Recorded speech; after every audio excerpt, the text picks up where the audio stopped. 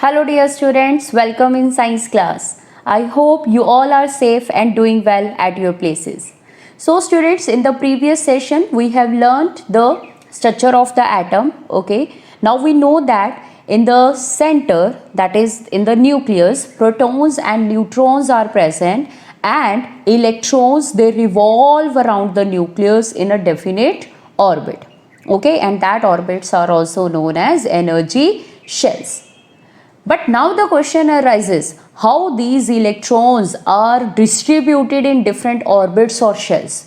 Okay वो shells में अब प्रेजेंट कैसे हैं? जैसे आपने तो बोल दिया ना कि प्रोटॉन्स और न्यूट्रॉन्स तो न्यूक्लियस के अंदर हैं, बट द इलेक्ट्रॉन्स जो रिवॉल्व कर रहे हैं और डिफरेंट डिफरेंट शेल्स हैं, ठीक है, के एल एम एन, तो वो डिस्ट्रीब्यूट कैसे हैं उनमें, तो that we will do today. Okay, so the distribution of electrons into different orbits of an atom was suggested by Bohr and Bury. ठीक है, आपने नील्स बोहर का स्ट्रक्चर ऑफ द एटम पढ़ा था. ओके, जो उन्होंने मॉडिफाई किया था रदरफोर्ड का.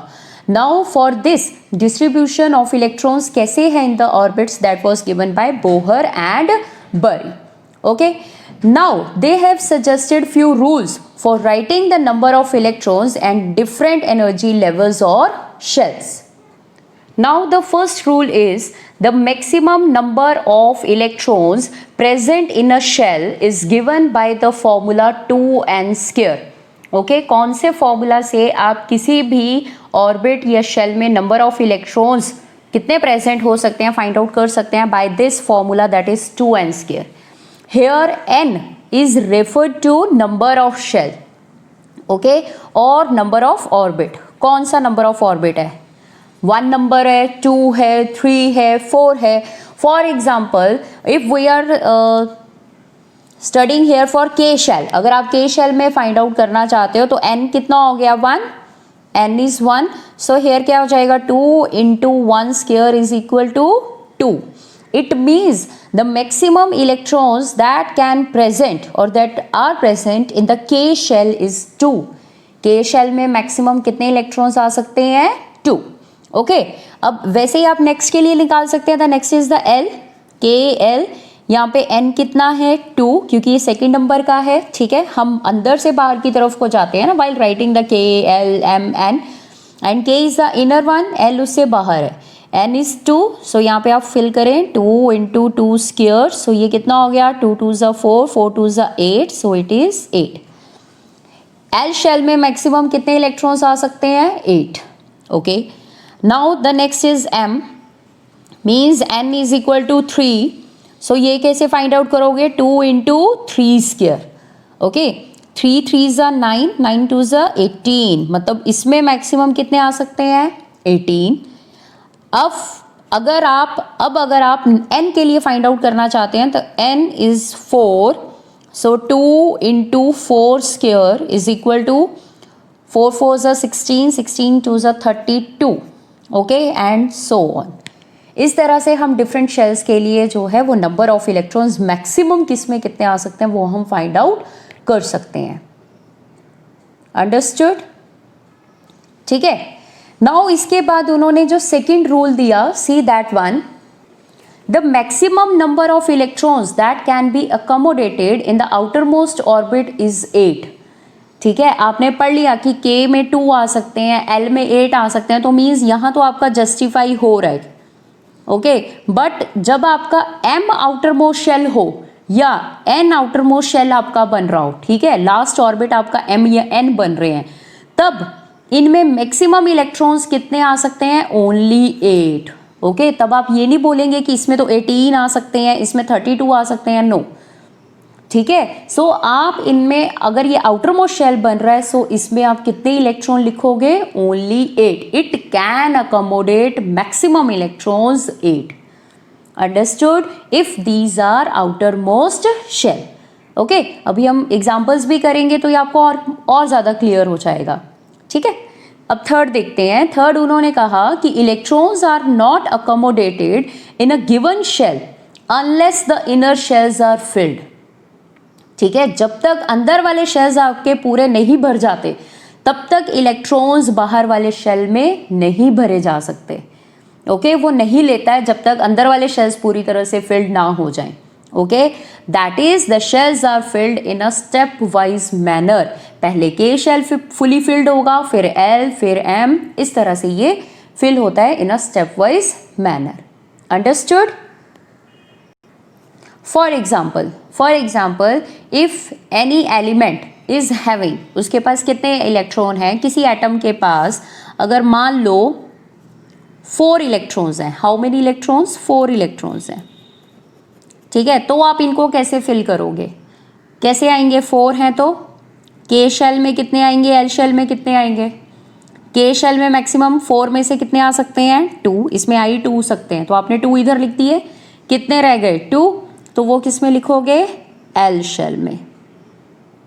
ओके, ये तो हो गया कि अगर किसी के पास 4 इलेक्ट्रॉन्स हैं। अगर मान लो किसी के पास कितने इलेक्ट्रॉन्स हैं? 9 इलेक्ट्रॉन्स हैं, तो कैसे फिल होंगे? के शेल में 2, कितने रह गए? 7 किस में आ जाएंगे? एल शेल में। ओके, अब नंबर को और इंक्रीज करते जाते हैं, यहाँ हम लिख देते हैं के एल एम एम। ये हम जस्ट अभी एग्जांपल्स कर रहे हैं, ठीक है, कैसे इलेक्ट्रॉन्स फिल होते हैं। अभी आप देखो, मान लो है 13 है, तो कैसे होंगे? के शेल में 2 आ सकते हैं मैक्सिमम। अब कितने रह गए हैं? 11। सो एल शेल में मैक्सिमम कितने आ सकते हैं? 8। सो 8 तो इसमें आ जाएंगे। ठीक है, अब कितने रह गए हैं? 8 2 10, 3 रह गए हैं, तो 3 किस में आएंगे? एम शेल में। ओके, अब आप नंबर को और बढ़ाओ थोड़ा। अगर किसी के पास इलेक्ट्रॉन है 18, सो क्या बन गया? 2 के शेल में, एल शेल में 8, ओके, और एम शेल में भी 8 2 10, कितने रह गए? 8 ना, तो 8 आपने इधर फिल कर दिया। ठीक है, अब मान लो किसी के आउटर मोस्ट शेल में कितने हैं? 19। ओके, सो कैसे फिल करोगे? के में 2, एल में 8, कितने रह गए? 9। अब आप क्या करोगे? एम शेल में 9 लिखोगे क्या? याद करो सेकेंड रूल, अगर आप एम शेल में 9 लिखते हो तो then it is outermost shell. N shell क्या होगा? मैं इधर लिख देती हूँ। अगर आप एन में 9 लिखते हो, सो बेटे M is the outermost shell. ये outermost shell can accommodate only 8 electrons. ठीक है, उसमें मैक्सिमम, अगर ये एम शेल आउटर मोस्ट बन रहा है तो इसमें कितने इलेक्ट्रॉन्स आएंगे? ओनली 8, तो हम इसमें 8 लिखेंगे। सो 1 इलेक्ट्रॉन रह गया, तो वो किसमें फिल होगा? In the N shell. ये हमेशा याद रखने वाली बात है। ठीक है, जब एम शेल आपका आउटर मोस्ट शेल बन रहा होगा, जैसे आपने 8 तो 8 9 इधर लिख रहे थे, तो ये आउटर मोस्ट बन रहा था। दैट मीन्स 10 भरोगे तब भी आउटर मोस्ट बनेगा, 11 तब भी आउटर मोस्ट, 12 तब भी आउटर मोस्ट। ठीक है, तो मैक्सिमम जब तक आप यहाँ 18 तक इलेक्ट्रॉन्स नहीं पहुंच जाते, ठीक है, तब तक इसमें मैक्सिमम आप 8 ही भरते जाओगे। यह सिंपल सी बात है, जब आपका M shell outermost shell बनेगा, आपने उसमें 8 इलेक्ट्रॉन्स ही फिल करने हैं। अंडरस्टूड? बात समझ रहे हो? ठीक है, अब ऐसे ही आप 20 वाला भी कर सकते हो। एटलीस्ट आपको 20 तक तो इलेक्ट्रॉनिक, हाँ ओके, ये तो आपको बताया ही नहीं है ना। 2 8 8 2, okay, and this distribution of electrons in the shells, बात समझ रहे हो? डिस्ट्रीब्यूशन ऑफ इलेक्ट्रॉन्स किस तरह से होगा in the shells is called electronic configuration. Okay, हम इसको क्या कहते हैं? Electronic configuration. अंडरस्टूड कि कितने इलेक्ट्रॉन्स हैं और आप उनको कैसे अरेंज करोगे, कैसे वो फिल्ड होंगे in the shells, this is called electronic configuration. This is the arrangement of electrons in the shells. Okay, that is called electronic configuration. तो आपको एटलीस्ट 20 तक तो फिल करने आने चाहिए। ठीक है, पर अब देखो क्वेश्चन, आपके मन में ये क्वेश्चन नहीं आ रहा है कि हमें नंबर ऑफ इलेक्ट्रॉन्स कहाँ से पता चलेंगे। ठीक है, अब आपको एक टर्म बताते हैं, आपने याद रखना है। अब एक टर्म होती है दैट इज एटॉमिक नंबर। ठीक है, ये क्या होता है पहले ध्यान से सुन लो। दिस इज एटॉमिक नंबर होता है नंबर ऑफ प्रोटॉन्स, ठीक है, present in the nucleus. Present in the nucleus of element. ठीक है, किसी भी एटम ऑफ एटम, चलो एक ही एटम है ना, एक ही एटम की बात कर रहे हो, ठीक है, of atom, nucleus of atom में कितने प्रोटॉन्स प्रेजेंट है, that is called atomic number. क्या कहते हैं हम उसको? Atomic number. And it is represented as Z। इसको हम डिनोट करते हैं एज Z। ओके, it is denoted by Z। Z is atomic number and it is equal to number of protons। ठीक है, न्यूक्लियस में कितने प्रोटॉन्स हैं। एंड वी नो दैट, हमें एक चीज़ मालूम है। क्या चीज़ मालूम है? कि जितने प्रोटॉन्स होते हैं उतने ही क्या होते हैं? इलेक्ट्रॉन्स। ठीक है, सो अगर आपको किसी का एटॉमिक नंबर पता चल जाए तो आपको उसके प्रोटॉन्स भी पता चल जाएंगे, इलेक्ट्रॉन्स भी पता चल जाएंगे। ठीक है, तो इस तरह से आप क्या लिख सकते हैं? उनकी इलेक्ट्रॉनिक कॉन्फ़िगरेशन। ठीक है, और अगर आपको किसी का नंबर ऑफ प्रोटॉन्स दिया है तो आपको इलेक्ट्रॉन्स तो पता चल ही जाएंगे, पर आपको उसका एटॉमिक नंबर भी पता चल जाएगा। अंडरस्टूड? बात समझ में आ रही है? अब for example, if in your book this table is given, okay, that is composition of atoms of first 18 elements with electron distribution in various shells। ठीक है, यहाँ पर आपको 18 तक दिए हुए हैं, एटॉमिक नंबर 18, फर्स्ट 18 एलिमेंट्स दिए हुए हैं। ठीक है, और उनका पूरा डिस्ट्रीब्यूशन दिया हुआ है, या आप भी कर लोगे। ठीक है, आप खुद भी इसको बना सकते हैं। कैसे? That I will tell you. Okay, first you have to learn first 18, आप 20 तक लर्न कर लें। ठीक है, 20, first 20 elements. Hydrogen atomic number 1। ठीक है, पहले तो आप सीरियल ऑर्डर एक बार चेक करो ना, क्या है? Helium 2, lithium 3, beryllium 4, boron 5। ये इनके क्या दिए हैं? एटॉमिक नंबर दिए हैं। फ्लोरीन 9 है ना, सोडियम 11। सो ऐसे ही आप इन सब के देख सकते हैं। ठीक है, टेबल दिया हुआ है। सिलिकॉन 14, सल्फर 16 है ना, आर्गन 18, फिर लास्ट में पोटाशियम 19, कैल्शियम 20, ये मैंने लिखा हुआ है। ठीक है, सो आप 20 एटॉमिक नंबर तक अगर ये एलिमेंट्स लर्न कर लेते हैं, ठीक है, ये इनके क्या दिए हुए हैं? एटॉमिक नंबर्स, मीन्स आपको Z गिवन है। So can you find out the number of protons and electrons? Yes, very easily, है ना, हम फाइंड आउट कर सकते हैं। फॉर एग्जाम्पल हम करते हैं ऑक्सीजन। ऑक्सीजन एटॉमिक नंबर यानी कि Z दिया हुआ है 8। ओके, इसका मतलब प्रोटॉन्स कितने हैं इसमें? 8। इलेक्ट्रॉन्स कितने हैं इसमें? 8। ओके, सो इसकी इलेक्ट्रॉनिक कॉन्फ़िगरेशन क्या होगी? इलेक्ट्रॉन्स कैसे डिस्ट्रीब्यूटेड होंगे? कैसे डिस्ट्रीब्यूटेड होंगे? KLM। कैसे होंगे? K शेल में 2, L शेल में कितने रह गए? 6। सो इधर 6 आ जाएंगे। ओके, जब तक एल शेल पूरी तरह से भर नहीं जाता तब तक हम एम में शिफ्ट नहीं करेंगे। ठीक है, तब तक एम फिल नहीं होगा। ओके, अब कोई और एग्जांपल करें। चलो करते हैं chlorine. Chlorine, chlorine Z atomic number होता है इसका 17। ये हमें लर्न करने पड़ते हैं। ठीक है, तो आपको ये पता चल गया, बाकी सब अपने आप आपको याद हो जाएगा। 17 मीन्स प्रोटॉन कितने हैं? 17। इलेक्ट्रॉन्स भी कितने हुए? 17। नाउ अब हम क्या लिख सकते हैं इसकी इलेक्ट्रॉनिक कॉन्फ़िगरेशन? KLM 17 है, K शेल में 2, L शेल में 8, कितने रह गए? 7। सो वो कहाँ आएंगे? M शेल में। सो इलेक्ट्रॉनिक कॉन्फ़िगरेशन क्या हो गई? 2, 8, 7। अंडरस्टूड? ठीक है, सो एटॉमिक नंबर से आपको नंबर ऑफ इलेक्ट्रॉन्स पता चल जाता है, और इलेक्ट्रॉन्स का नंबर अगर आपको पता चल गया तो आप इलेक्ट्रॉनिक कॉन्फ़िगरेशन लिख सकते हैं। ओके, और अगर आपको इलेक्ट्रॉनिक कॉन्फ़िगरेशन पता चल गई तो क्या आप इनके एटम्स का स्ट्रक्चर बना सकते हो? अगर आपको कोई बोले ऑक्सीजन का बनाओ तो कैसे बनाओगे? ये देखो, सेंटर में क्या होता है?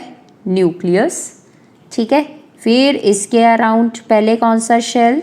K shell. फिर कौन सा है? L शेल, क्योंकि 2 ही शेल्स हैं इसमें, तो ये आपने बना दिया। ठीक है, अब इसमें इलेक्ट्रॉन्स दिखाने के लिए आप इसमें डॉट्स लगा दोगे। के शेल में कितने इलेक्ट्रॉन्स हैं? 2, सो हमने लगा दिए 2 डॉट्स। एल शेल में कितने हैं? 6, सो हम लगा देंगे 6 डॉट्स। 1 2 3 4 5 6। ठीक है, सो आपको इसको देख के भी पता चल जाएगा कि ये किसका है? ऑक्सीजन का है। This is oxygen atom. किसका एटम है ये? Oxygen atom. ठीक है, अगर आप इसी को देख के देखो, इलेक्ट्रॉन्स कितने हैं इसमें टोटल? 8। आपको पता चल रहा है के शेल में कितने हैं? 2, एल शेल में कितने हैं? 6। अगर आपको कोई पूछे कि प्रोटॉन्स कितने हैं, तो आपको यहीं से देख के पता चल रहा है कितने हैं प्रोटॉन्स? 8। आप इलेक्ट्रॉन्स 8 है तो प्रोटॉन्स भी 8 होगा। ठीक है, अगर आपको कोई बोले इसका एटॉमिक नंबर कितना है, तो आप बोल दोगे 8। ठीक है, और भी बहुत सी चीज़ें हमें पता चल जाती हैं, that we will do later on. अब क्लोरीन का भी बना लेते हैं। ठीक है, रेस्ट यू विल डू, वो आप खुद करेंगे। This is the nucleus. कितने शेल्स हैं इसमें? 3, के एल एम। के शेल में 2 इलेक्ट्रॉन्स, एल शेल में 1 2 3 4 5 6 7 8। 8 बना दिए। एम शेल में कितने हैं? 7। 1 2 3 4 5 6 7। Okay, so this is chlorine atom. Chlorine atom. Okay, so ये हो गया इलेक्ट्रॉन 17, प्रोटॉन्स 17, जेड भी 17। Electronic configuration 287। ठीक है, सो आपकी बुक में ये गिवन है, 1 to 18 तक गिवन है। सो आपने 19 और 20 का भी ड्रॉ करना है, एटॉमिक स्ट्रक्चर। ओके, अब मैंने आपको एक टर्म बताई थी एटॉमिक नंबर, अब मैं आपको दूसरी टर्म भी बता देती हूँ, that is the mass number. Okay, mass number क्या होता है? जैसे आपने पढ़ा ना, एटम का स्ट्रक्चर आपने किया, आपने रदरफोर्ड ने क्या कहा था कि mass of the atom concentrated in the centre, है ना। मास जो है वो किसी भी एटम का कहाँ कॉन्सेंट्रेट करता है? At the centre. और सेंटर में कौन है? किसी भी एटम के सेंटर में क्या है? न्यूक्लियस। ओके, तो दैट मीन्स किसी भी एटम के मास को कौन बताता है? न्यूक्लियस में कौन प्रेजेंट है? Protons and neutrons. ठीक है, सो आपको मास नंबर कौन बताता है? प्रोटॉन्स एंड न्यूट्रॉन्स बताते हैं। अंडरस्टूड? तो मास नंबर क्या हो जाता है? It is the sum of number of protons and neutrons present in the nucleus of atom। ठीक है, फिर आपको उसका क्या पता चल जाता है? Mass number. Understood? Mass number को हम डिनोट करते हैं बाय ए, कैपिटल ए। ठीक है, mass number is denoted as capital A. It is the sum of number of protons and neutrons present in the nucleus of the atom. This is called mass number. ठीक है, सो बेटे हम protons और neutrons जो nucleus के अंदर present हैं, ठीक है, इनको हम न्यूक्लियॉन्स भी कह देते हैं। कंबाइंड हम इनको क्या कह देते हैं? न्यूक्लियॉन्स। किसको? Nucleons word is referred to किसको रेफर कर रहा है ये? Protons and neutrons. कलेक्टिवली हम इनको कह देते हैं न्यूक्लियॉन्स। क्यों? क्योंकि न्यूक्लियस के अंदर प्रेजेंट है, न्यूक्लियस के पार्टिकल्स हैं। ठीक है, so these are known as nucleons. Okay, अब किसी का अगर आपको प्रोटॉन्स और न्यूट्रॉन्स बताया तो आप मास नंबर फाइंड आउट कर सकते हैं। ठीक है, और अगर आपको किसी का मास नंबर दिया हुआ है, फॉर एग्जाम्पल जो कार्बन है उसका मास होता है 12U। U इसका यूनिट होता है। ठीक है, मास का यूनिट होता है U। We have studied in 3rd chapter 12U। So इसका मतलब, और इसमें प्रोटॉन्स हैं 6। ठीक है, तो न्यूट्रॉन भी कितने हैं? 6। 6 + 6 12 हो गया, या 12 - 6 कर दो तो 6 आपके पास न्यूट्रॉन्स आ जाते हैं। ठीक है, तो इसका कार्बन का 12 एटॉमिक मास क्यों है, या मास नंबर क्यों है? Because it is having 6 protons and 6 neutrons. Okay, understood. So आप किसी को भी इस तरह से डिनोट कर सकते हैं, कोई भी ले लो आप. अब आप मान लो कि आपको मास नंबर दिया हुआ है किसका? एल्यूमिनियम का. Aluminium mass number is a, इसका है 27. एल्यूमिनियम का ए है 27, मीन्स मास नंबर 27 है. और जेड है इसका 13. जेड 13 मीन्स एटॉमिक नंबर 13 है. सो अब आप न्यूट्रॉन्स बता सकते हो, न्यूट्रॉन्स फाइंड आउट कर सकते हैं. जेड आपको 13 दिया है, मीन्स प्रोटॉन्स कितने हैं? 13. चलो, अगर आपको इलेक्ट्रॉन्स ना पूछे हैं तो कोई बात नहीं, अगर पूछे हैं तो आप लिख सकते हैं दैट इज ऑल्सो 13. नाउ ये किसके इक्वल है? A is equal to P plus N. ठीक है. सो अब आप क्या लिख सकते हैं? A 27 is equal to 13 plus N, और n फाइंड आउट कर सकते हैं. 27 माइनस 13 इज इक्वल टू 14. तभी तो इसका मास कितना बना? 27. ओके, तो ये दो डेफिनेशंस हैं that are very important. Atomic number मैंने आपको पहले इसलिए बता दिया क्योंकि वो आपको इलेक्ट्रॉनिक कॉन्फ़िगरेशन लिखने में हेल्प करता है. ठीक है, क्योंकि आपको नंबर ऑफ इलेक्ट्रॉन्स पता चल जाते हैं. अंडरस्टूड. अब आपकी बुक में इन दोनों टॉपिक से पहले एक और टॉपिक दिया हुआ है that is the valency. Now that we will do. What is valency? Valency क्या होती है? नाउ लिसन स्टूडेंट्स, हम कभी भी जब किसी भी एटम की नोटेशन लिखते हैं, ठीक है, अगर हमने आपने उसको रिप्रेजेंट करना है ना किसी भी एटम को, जब हम किसी भी एटम की नोटेशन लिखते हैं, नोटेशन ऑफ एटम, सो हम उसमें एटॉमिक नंबर, मास नंबर और जो सिंबल होता है एटम का उसको हम कुछ इस तरह से रिप्रेजेंट करते हैं. ठीक है, कैसे? सिंबल ऑफ एलिमेंट आपने सेंटर में लिख दिया. ठीक है, this is the symbol of element. अब आपने इस तरफ ऊपर, दैट इज द सुपरस्क्रिप्ट. क्या कहते हैं इसको जो हम ऊपर लिखते हैं? That is called the superscript. Line से, है ना, सुपरस्क्रिप्ट कहते हैं. सो सुपरस्क्रिप्ट में हम लिखते हैं मास नंबर. यहाँ पे हम किसको डिनोट करते हैं? मास नंबर को.